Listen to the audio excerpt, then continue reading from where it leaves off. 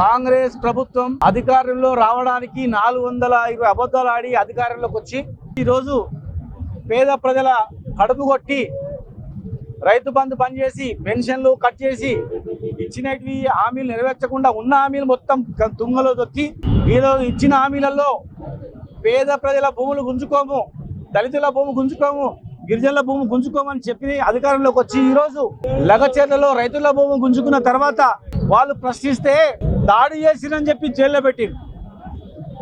అసలు దాడి జరిగింది కలెక్టర్ పైన అని చెప్పిండ్రు. కలెక్టర్ ఏమో నా మీద దాడి జరగలేదని చెప్తున్నాడు. ప్రెస్లోకి వచ్చి చెప్తున్నాడు కలెక్టర్ నా మీద దాడి చేయలేదని. కలెక్టర్ దాడి చేయలేదని చెప్పిన తర్వాత మరి ఎవరి మీద దాడి చేసిండ్రు, ఎందుకు కేసు పెట్టిండ్రు? 40 రోజులైనా బెయిల్ ఇవ్వకుండా రకరకాల కేసులు పెట్టి వాళ్ళను పర్సనల్ గా విచారించాలని చెప్పి పిటిషన్లు వేసి బెయిల్ రాకుండా చేసి చివరకు హాస్పిటల్ పాలైనా కూడా వదిలిపెట్టట్లేదు. హార్ట్ అటాక్ వస్తే కూడా ఒక టెర్రరిస్ట్ మాదిరిగా టెర్రరిస్ట్గా ఇచ్చినట్లు బేడీలు వేసి మరి బేడీల మీద గుంజుకొని వచ్చి చికిత్స చేయించారు. ఇది ఎక్కడైనా దేశంలో ఉందా? మీరు ఏం చేయదలుచుకున్నారు? రైతులందరినీ కాల్చాలనుకున్నారా? జైల్లో చంపాలనుకున్నారా? ఇంకా ఎన్ని రోజులు పెట్టాలనుకున్నారు? ఎన్ని రోజులు పెట్టాలనుకున్నారు జైళ్ళల్లో?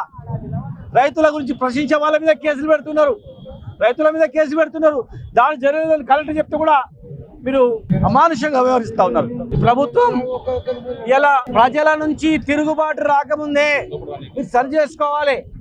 ప్రతిపక్షాలు మాట్లాడితే దాన్ని స్వీకరించేటువంటి గొప్ప మనస్సు ఉండాలి.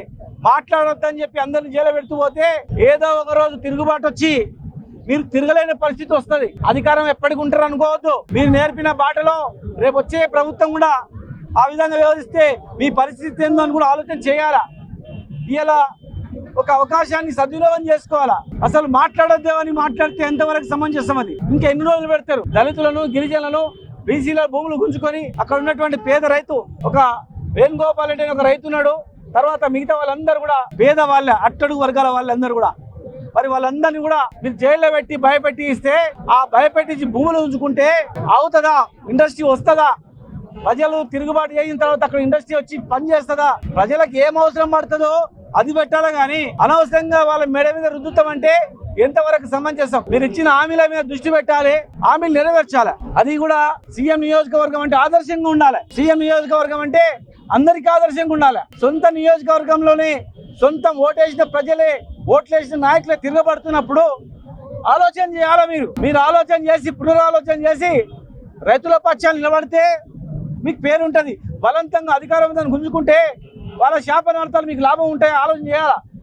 వెంటనే బేషరతుగా ఈ ధర్నా ద్వారా మేము తెలియజేస్తా ఉన్నాం, బేషరతుగా కేసులన్నీ ఉపసంహరించుకోవాలి, వెంటనే విడుదల చేయాలి. రేవంత్ రెడ్డితో పాటుగా 40 మంది రైతులు ఉన్నారో వాళ్ళందరి మీద కూడా కేసు విత్డ్రా చేసుకొని ఉపసంహరించుకొని రైతుల భూములు గుంజుకోమని మాట ఇచ్చి మీరు మాట నిలబెట్టుకోవాలి. మాట నిలబెట్టుకోకుండా పట్టుదలకు పోయి కొట్లాడితే నష్టపోయేది మీరే, మీ చరిత్రనే నష్టపోయేది. మీరు ఎన్ని కేసులు పెట్టినా వాళ్ళు ఒంటరి కాదు. వాళ్ళ తరఫున రాష్ట్రంలో ఉన్నటువంటి గిరిజనులు, రైతులు, మొత్తం రైతులు, కులం లేకుండా అన్ని రకాల రైతులు అందరూ కూడా సన్నకార్చిన ప్రతి ఒక్క రైతు కూడా వాళ్లకు అండగా ఉంటారని, ఈ పోరాటం కేసులు ఉపసంహరించే వరకు కూడా కొనసాగుతుందని చెప్పని, వెంటనే వాళ్ళని విడుదల చేయాలని చెప్పని మేము డిమాండ్ చేస్తూ ఉన్నాం. కేసులతో జైళ్లతో పరిష్కారం కాదు. నీ నియోజకవర్గాన్ని ఆదర్శంగా ఉండేట్టు చేసుకోవాలి.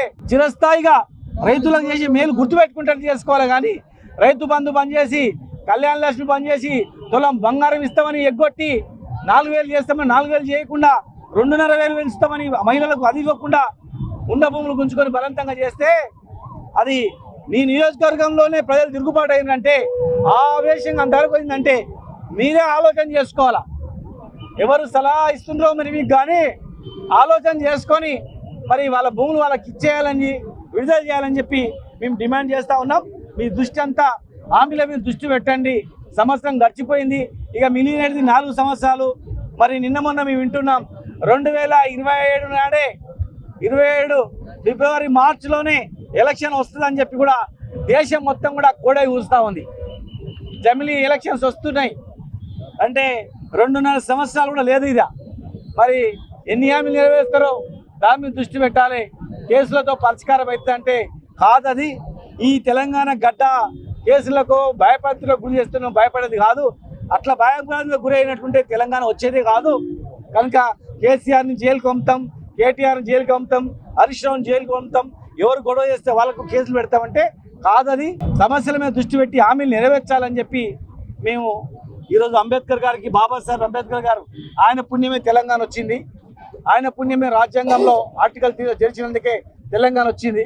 మరి అన్ని వర్గాలకు న్యాయం జరుగుతుంది, తెలంగాణ వస్తుందని చెప్పిండ్రు. 10 ఏళ్ళు ఏం పరిపాలన చేసినామో ప్రజలకు తెలుసు. సంవత్సరంలో ఎన్ని హామీలు నెరవేర్చిండ్రో మీకు మీ మనసుకు తెలుసు. కనుక పరిశీలించుకొని హామీలపై దృష్టి పెట్టాలని, వెంటనే కేసులను ఎత్తివేయాలని చెప్పి ఈ సభ ద్వారా, ఈ యొక్క ధర్నా ద్వారా మేము డిమాండ్ చేస్తూ ఉన్నాం.